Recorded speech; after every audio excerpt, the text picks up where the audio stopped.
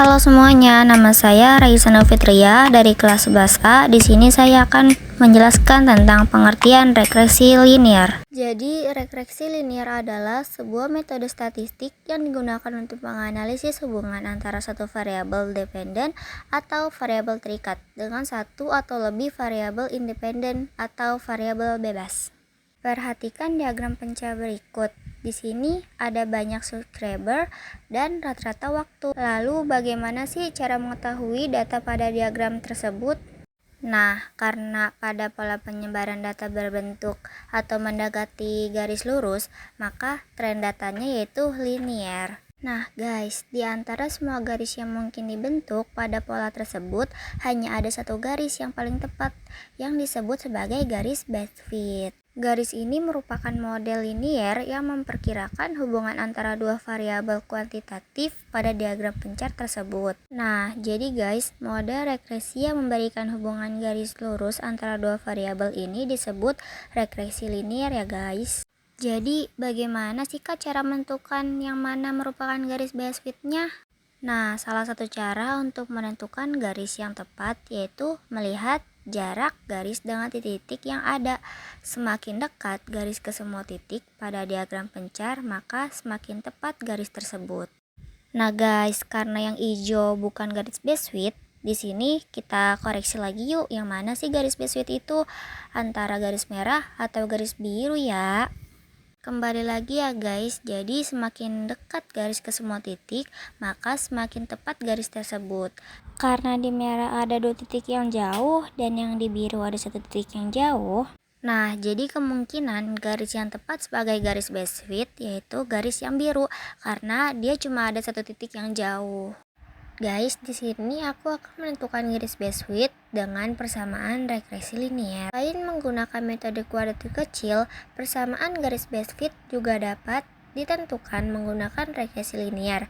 Persamaan garis best fit yang berbentuk garis lurus disebut model atau persamaan regresi linear. Guys, secara umum, model regresi linear dinyatakan dengan rumus berikut, yaitu Y topi sama dengan A ditambah B X.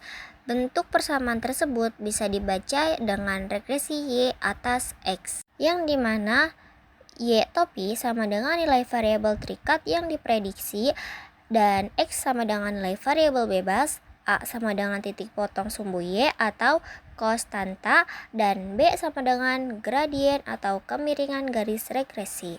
Nah guys, ini kalau diilustrasikan perlu diketahui bahwa salah satu karakteristik garis regresi adalah selalu melalui titik koordinat rata-rata variabel bebas dan terikat, yaitu X bar dan Y bar. Nah, dari rumus yang perlu dicari terlebih dahulu adalah nilai A dan B. Kemudian nilai-nilai tersebut disubstitusikan ke dalam persamaan. Oke guys.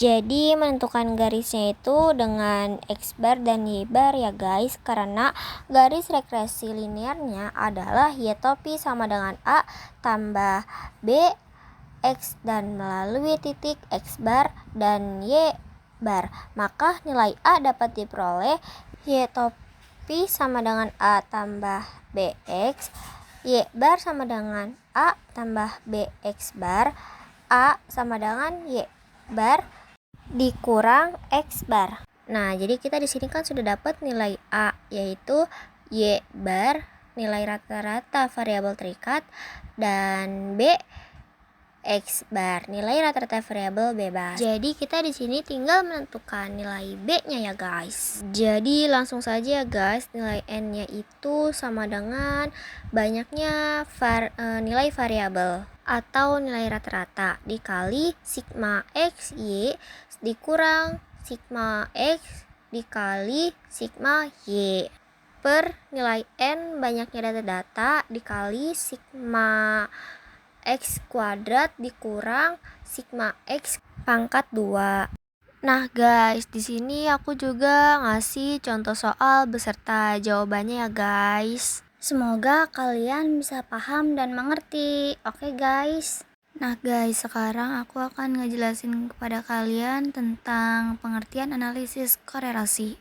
Analisis kolerasi adalah metode statistik yang digunakan untuk mengetahui apakah terdapat hubungan antara dua variabel dan seberapa kuat hubungan tersebut. Nah guys, bagaimana sih cara menentukan korelasi dalam diagram pencar tersebut? Nah, biasanya tuh kita menggunakan tabel bantu untuk menentukan diagram kolerasi tersebut. Nah, kembali lagi guys ke pembahasan regresi linear. Untuk mendapatkan penyebaran data, kita akan menentukan titik panah yang mendekati garis lurus. Oke guys, untuk tren datanya tersebut kita harus menentukan garisnya itu ya, karena garisnya lurus ke atas jadi tren datanya itu data linear. Nah guys, jadi untuk menentukan korelasi data tersebut kita harus tahu nih arah garisnya itu kemana. Jadi karena arah garisnya itu dari kiri ke kanan, korelasi datanya berarti positif ya guys. Nah guys, dari sini kita bisa simpulkan bahwa interpretasi data tersebut yaitu makin bertambah usia siswa, makin besar juga ukuran sepatu. Oke guys. Jadi guys, selain menggunakan diagram pencar korelasi, data Bifaret juga dapat ditentukan dengan cara menghitung nilai korelasinya. Koefisien korelasi. Dari koefisien korelasi itulah dapat diketahui kekuatan hubungan kedua variabel dalam data tersebut. Adapun metode untuk menentukan koefisien korelasi suatu data Bifaret antara lain adalah yang pertama itu korelasi Pearson, yang kedua korelasi Spearman, dan yang ketiga korelasi peringkat kendali. Pemilihan metode korelasi ini pun bisa berbeda-beda tergantung pada kebutuhan analisis data tersebut. Di sini ada metode analisis korelasi, yaitu tujuan daripada teknik analisis ini ialah untuk mendapatkan pola dan keeratan atau kekuatan hubungan antara dua variabel atau lebih yang dinyatakan dengan koefisien korelasi. Nah, jadi guys, kita harus tahu itu koefisien korelasi apa sih? Jadi, koefisien korelasi atau yang biasa disebut KK atau rumusnya itu R kecil, yaitu nilai yang menunjukkan kuat atau tidaknya hubungan linear antara dua variabel. Nah, jadi guys, tingkatan kekuatan hubungan korelasi ini antara dua variabel dapat diukur berdasarkan interval berikut. Ini ya guys. Guys, jadi koefisien determinasi atau penentuan yang biasa kita sebut KD atau KP memiliki rumus R kuadrat, yaitu nilai yang menjelaskan seberapa besar pengaruh variabel bebas terhadap variabel terikat. Jadi kalau tadi kan koefisien korelasi itu dia menunjukkan kuat atau tidaknya.